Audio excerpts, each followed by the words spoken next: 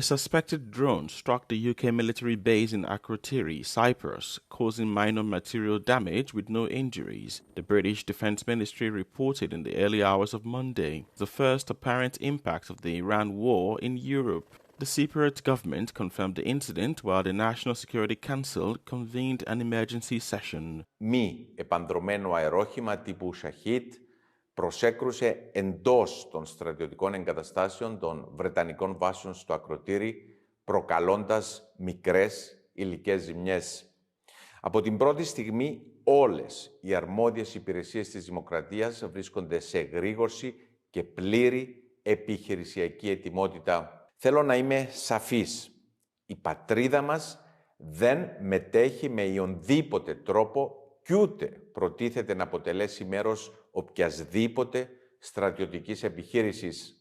According to a statement from the UK Ministry of Defence, the protection of forces in the area was now at the highest level and the base is responding to defend its personnel. RAF Akrotiri is Britain's main air base for operations in the Middle East and is a British sovereign territory. Defense measures in the area have recently been strengthened with the deployment of additional anti-aircraft and anti-drone protection systems. The UK Ministry of Defence said it was temporarily removing non-essential personnel serving at the base.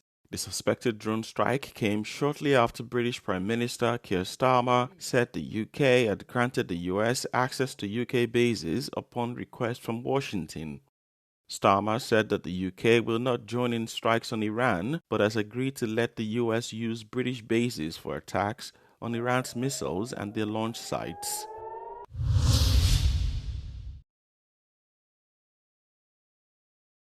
For the third day in a row, people in Qatar woke up to multiple early morning Iranian missile attacks, which were seen intercepted right above where I'm standing in Doha's West Bay district in the city center, which would normally be bustling with traffic at this time of day. This morning's 10-minute wave of Iranian missiles was also unleashed simultaneously on Dubai, with our colleagues reporting from there. Last night, the British Ministry of Defence said it took out a Shahed drone heading towards Qatari airspace, indicating the UK has joined the requested Allied effort to stop the onslaught across the region. Meanwhile, the government has extended its shelter-in-place order, so most people are working from home and schools have shifted to remote learning. Qatar's airspace remains closed, grounding all flights and stranding thousands of passengers, and those numbers are growing by the hour. Qatar continues to be on high alert. Residents are staying off the streets as mobile national alerts are urging them to do so. The air defenses here appear to be particularly effective as the vast majority of ballistic missiles and drones have been intercepted, sending blast shockwaves throughout the city. Adil Halim, Euronews, Doha. In just a few days, the UAE has faced an unprecedented wave of drone and missile attacks. The UAE Ministry of Defence says Iranian forces have launched 165 missiles, 2 cruise missiles, and 541 drones since February the 28th. Most were intercepted, 152 ballistic missiles and both cruise missiles were destroyed, along with 506 drones. But some did get through. 35 drones fell inside the country, causing material damage, and 21 struck civilian areas. The human cost has been stark. 3 people were killed and 58 others were injured. Debris for interceptors caused further damage to homes and property, and just behind me, the hotel was struck by a drone last night, a reminder of how close the attacks came to residential and civilian areas. Officials say the UAE's air defences remain fully operational and ready to respond to any further threats, but they warn the danger is far from over. Behind me, the Palm Jumeirah looks peaceful and calm now. That's a stark contrast to yesterday. Last night, the sky above lit up with interceptor fire. Loud explosions shook the area as missiles and drones were destroyed mid-air. It's a vivid reminder of the risk that hung over the city.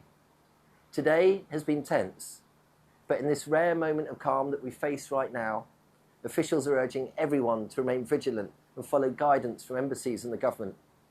Amid this uncertainty, there are moments of solidarity and resilience. Residents and businesses have come together to support those most affected. Hotels like My Leo here are offering free rooms to travellers stranded by cancelled flights. Volunteers are helping to deliver food and essentials to those sheltering in place. And neighbours are checking on each other, showing a united front in the face of these unprecedented attacks. Iran's supreme religious leader, Ayatollah Ali Khamenei, is dead, Iranian authorities and state media have confirmed. Following the announcement by Iranian state television, crowds of people took to the streets in major cities to celebrate. People waved flags and honked their car horns. At the same time, many took to the streets crying and holding pictures of Khamenei in their hands as they mourned the supreme leader's death. According to state media, Ayatollah Ali Khamenei and senior Iranian commanders were killed by joint US and Israeli strikes during a Defense Council meeting early Saturday. Meanwhile, the exchange of messages between Tehran and Washington continued on Sunday. The Iranian Revolutionary Guard threatened Israel and the United States with revenge for the death of Khamenei, while US President Donald Trump, taking to social media, sent a message to Tehran warning the US would use unprecedented force if Iran launched an airstrike against US interests or Israel. Early on Sunday, an explosion was reported at the US military base in Erbil, Iraq, and several US bases in the Middle East have been attacked by Iran. Nuclear talks between the US and Iran, which have so far failed to make significant progress, are set to resume next week. According to Trump, the chances of a diplomatic solution are now, quote, significantly greater than they were a day earlier. 27 EU foreign ministers have held a virtual emergency meeting led by High Representative Kaja Kallas, describing Iran's recent attacks across the region as inexcusable. The EU has issued a joint declaration calling for maximum restraint, the protection of civilians, and full respect for international law and the United Nations Charter. Earlier, German Chancellor Friedrich Merz went further, stating his federal government shares the relief of many Iranians that the mullah regime may be coming to an end. Merz acknowledged the legal ambiguity of US and Israeli strikes, but argued there is, quote, little point in lecturing allies when facing a terrorist regime. The EU states it remains in close contact with regional partners to contribute to de-escalation, while reaffirming its commitment to preventing Tehran from acquiring a nuclear weapon. Ministers also warned that the disruption of critical waterways like the Strait of Hormuz must be avoided to prevent unpredictable global economic consequences. The EU says the bloc is now taking all necessary steps to ensure the safety of its citizens in the region.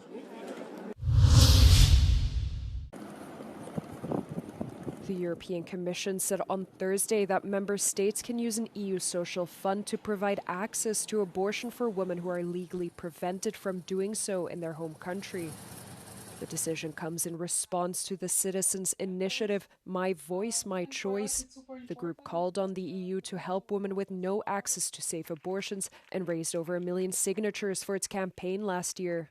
When 1.2 million citizens raised their voice, when the European Parliament sent a clear democratic signal, and when civil society mobilizes across the borders, we saw that at the end of the day, the European Commission cannot look away.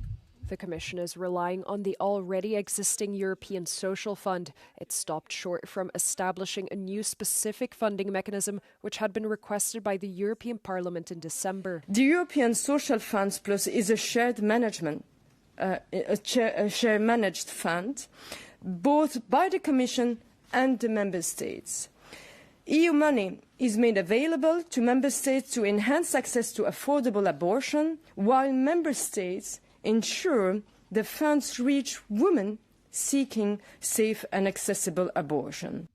While acknowledging that a new legal instrument wasn't created, the campaigners still celebrated the decision. According to the organizers, the development acknowledges the core objectives of the campaign and creates a pathway to implement them in practice.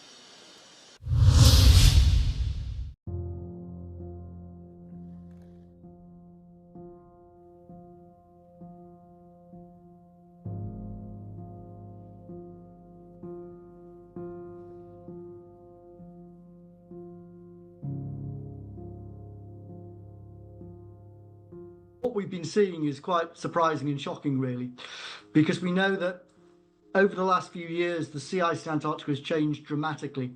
And in 2022, 23, 24, we had record low sea ice years. And in those years, in the areas that we've been looking at, which is about 30 to 40% of the emperor penguin population, the sea ice went out from underneath the molting emperor penguins, which possibly led to many of them going into the water and many fatalities.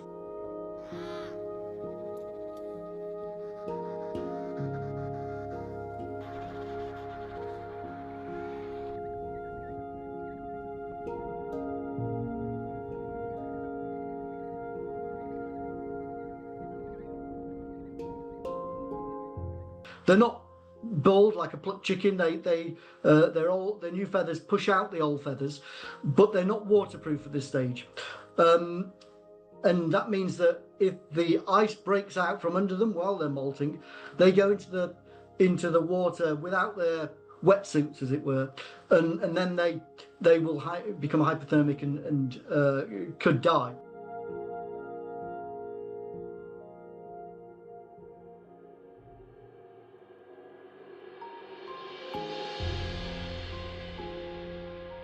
The sea ice has gone from many parts of Antarctica in just a few years and has devastating consequences for the seals, the seabirds, the whales and the penguins that survive on that sea ice.